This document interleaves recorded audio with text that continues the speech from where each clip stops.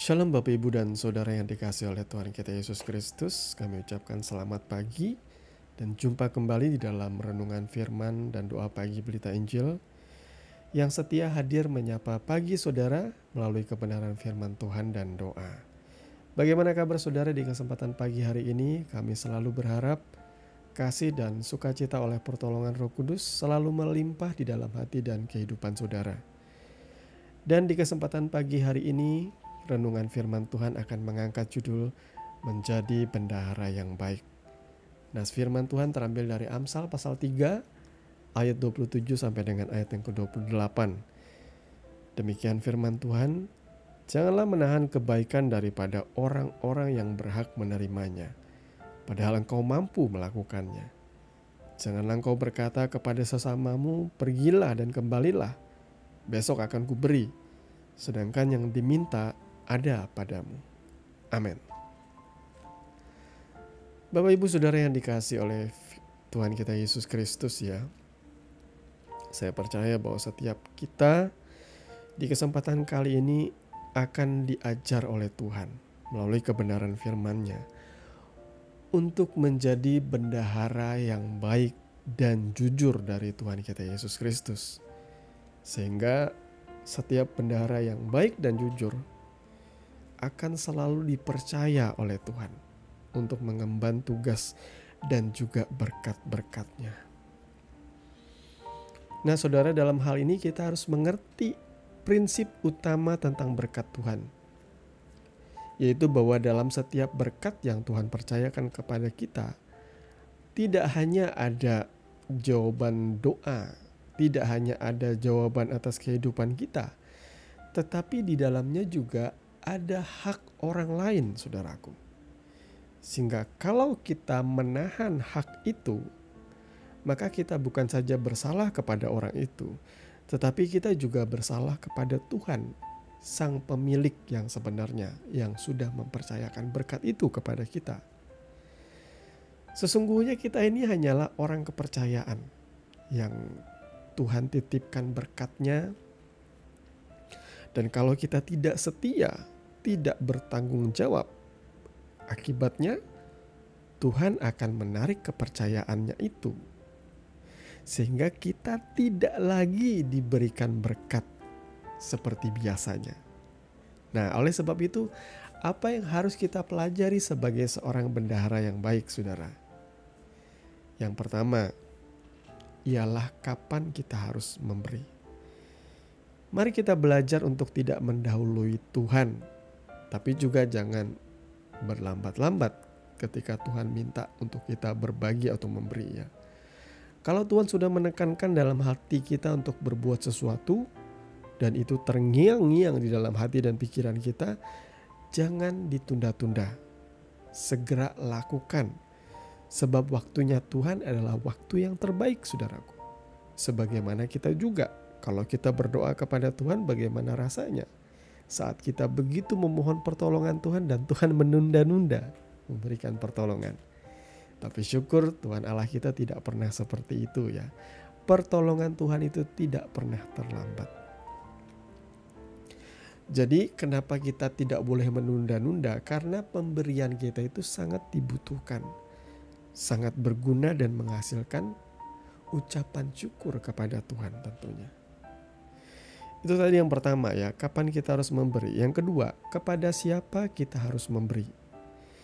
Kita harus belajar berdoa supaya pemberian kita itu mencapai atau tepat pada sasaran, yaitu kepada orang-orang yang benar-benar membutuhkannya. Jangan mengikuti like or dislike ya, istilahnya suka atau tidak suka kita kepada orang yang akan kita berikan. Sebab ada kalanya Tuhan justru menunjuk orang yang tidak kita sukai untuk menerima pemberian kita. Ingatlah bahwa kita ini hanyalah bendahara.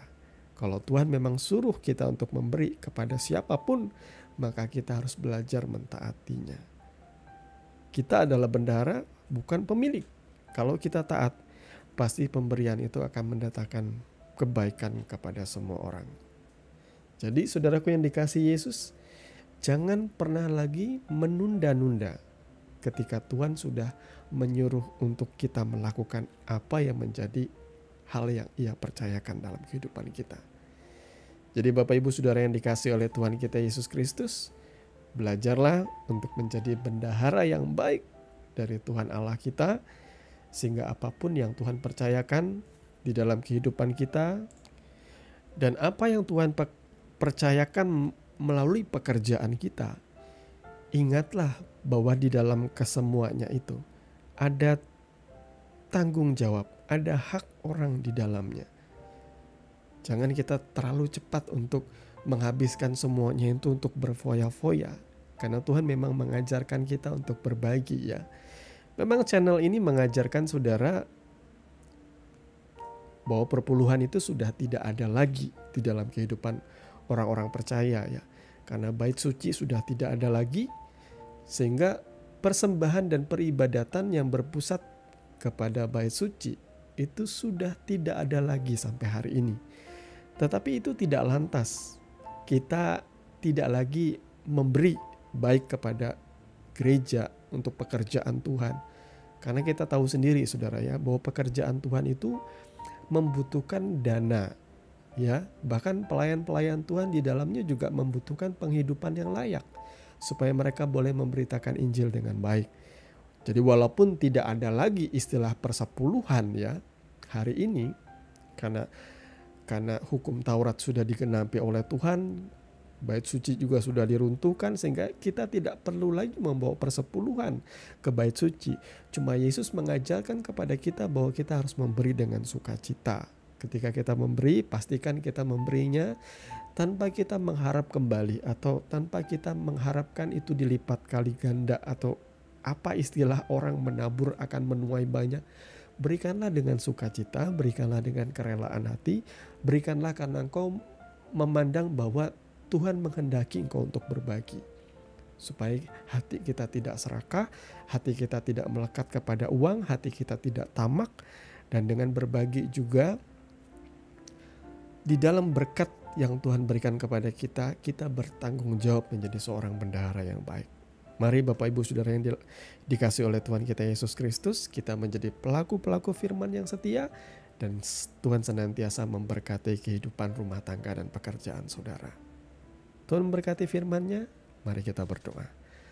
Bapa di dalam nama Tuhan Yesus, terima kasih untuk kebenaran firman yang sudah berbicara dalam hidup kami, yang mengajarkan kami untuk menjadi bendahara yang baik dari Yesus Kristus, orang-orang yang boleh dipercaya dengan berkat-berkat materi, sehingga ketika kami diberkati oleh Tuhan, kami tidak lupa ada bagian dari berkat itu yang seharusnya kami bagikan bagi sesama kami.